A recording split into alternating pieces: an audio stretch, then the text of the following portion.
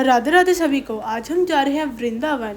घर से बाहर निकलने से पहले भगवान जी का आशीर्वाद लिया और फिर हम चल दिए बाहर। हमारी कैब आ चुकी थी। रात के 3 बजे हमारी ट्रेन थी, तो इसलिए हम जल्दी जल्दी अपना सामान को पैक किया और चल दिए बाहर। थोड़ी ही देर में रेलवे स्टेशन आने वाला था, तो मुझे याद आया कि मैं अपना चश्मा घर पे भूल आई हूँ। फिर हम दोबारा घर गए और चश्मा लेकर वापस आए। और ट्रेन आने में भी टाइम था, तो इसलिए हमें कोई ज़्यादा भी टेंशन नहीं हो रही थी, क्योंकि अब हम रेलवे स्टेशन पहुँच गए थे और अपनी ट्रेन का वेट कर रहे थे। अब थोड़ी थोड़ी बारिश शुरू होने लगी थी और इंतज़ार करते करते हमारी ट्रेन भी आ जाती है और हम ट्रेन में बैठ जाते हैं और चल देते हैं वृंदावन की तरफ। फिर हमको लग जाती है भूख। हम घर से पूरी और करेला बना के लाए थे, तो हमने पूरी और करेले को खाया और बहुत मज़ा आ रहा था, क्योंकि बाहर बहुत ज़्यादा बारिश हो रही थी और चाय के साथ तो पूरी बहुत ज़्यादा टेस्टी लग रही थी।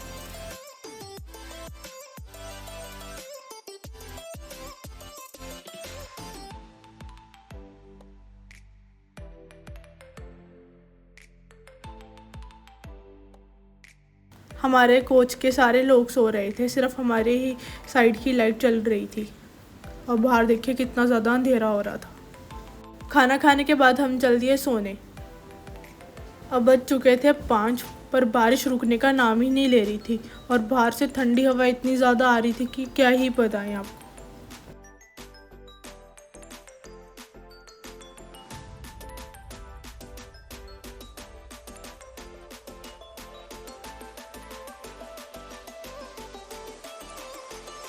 थोड़ी ही देर में हमारा स्टेशन आने वाला था और हमने अपने सारे लगेज को इकट्ठा करा और दरवाजे की तरफ खड़े हो गए, क्योंकि ट्रेन सिर्फ 2 मिनट ही रुकेगी स्टेशन पे। इसीलिए हमने सामान को इकट्ठा करा और उतर दिए। फिर हम उतर जाते हैं मथुरा जंक्शन पर। और जब हम पिछली बार आए थे तब इतनी ज़्यादा डेवलपमेंट हुई नहीं थी, और इस बार जब हम आए हैं तो मथुरा का जंक्शन बिल्कुल ही बदल चुका था और यहाँ पे इतनी ज़्यादा साफ़ सफाई थी कि पूछो ही मत। फिर हम अपने सामान को ऑटो में रखा और चल दिए सुदामा कुटी की तरफ, जहाँ पे हमने आज स्टे करना था।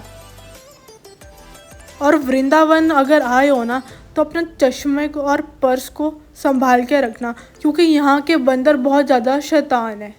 अगर वो कोई भी चीज़ ले लेंगे ना, वापस तो बड़ी मुश्किल से करेंगे। पहले वो फ्रूटी लेंगे और फिर अगर उनका मन होएगा ना, वो तभी वापस करते हैं। बस हम थोड़ी ही देर में सुदामा कुटी पहुंचने ही वाले थे।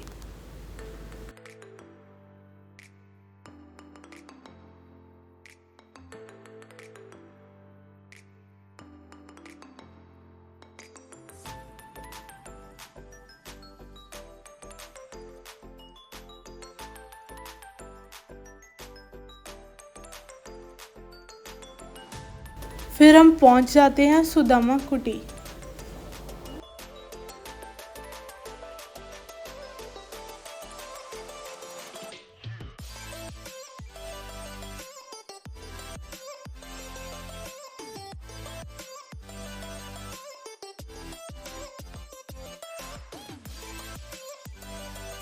तो फिर हमने अपने बैग उतारा और चल दिए सुदामा कुटी की तरफ।